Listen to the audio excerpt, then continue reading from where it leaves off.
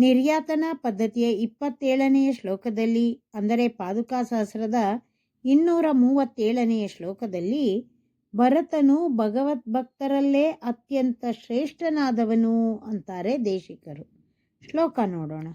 ನಿಸ್ತೀರ್ಣ ದುಃಖ ಜಲದೆ ಅನಘಸ್ಯ ದೇವಿ ತ್ವತ್ಸಂಪ್ರಯುಕ್ತ ರಘುನಾಥ ಪದಾನ್ವಯೇನ ಸದ್ಯಃ ಸನಂದನ ಮುಖೈರಪಿ ದುರ್ನಿರೀಕ್ಷ ಸಾಮ್ರಾಜ್ಯ ಸಂಪದ ಪರ ಭರತಸ್ಯ ಜಜ್ಞೆ.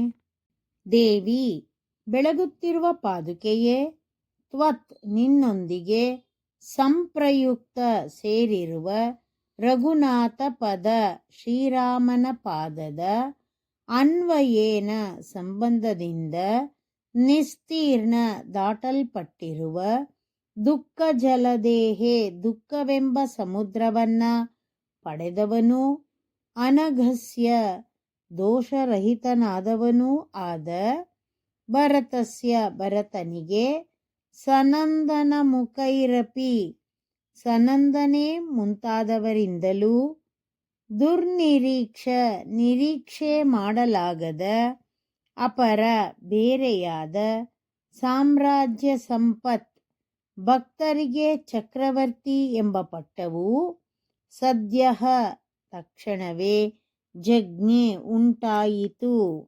ಶ್ರೀರಾಮನ ಅಗಲಿಕೆಯಿಂದ ಭರತನು ಅತ್ಯಂತ ದುಃಖ ಸಾಗರದಲ್ಲಿ ಮುಳುಗಿದ್ದನು.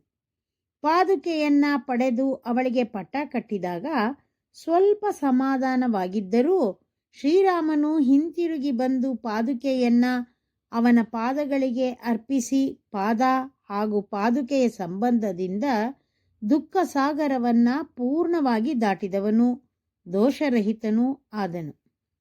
ಆಗ ಸನಕ, ಸನಂದನ, ಸನತ್ಕುಮಾರ, ಸನತ್ ಸುಜಾತರೇ ಮೊದಲಾದ ಪ್ರಸಿದ್ಧ ಮಹಾಯೋಗಿಗಳಿಂದಲೂ ಪಡೆಯಲು ಸಾಧ್ಯವಾಗದ ತೇಜಸ್ಸನ್ನ ಭರತ ಪಡೆದುಕೊಂಡನು.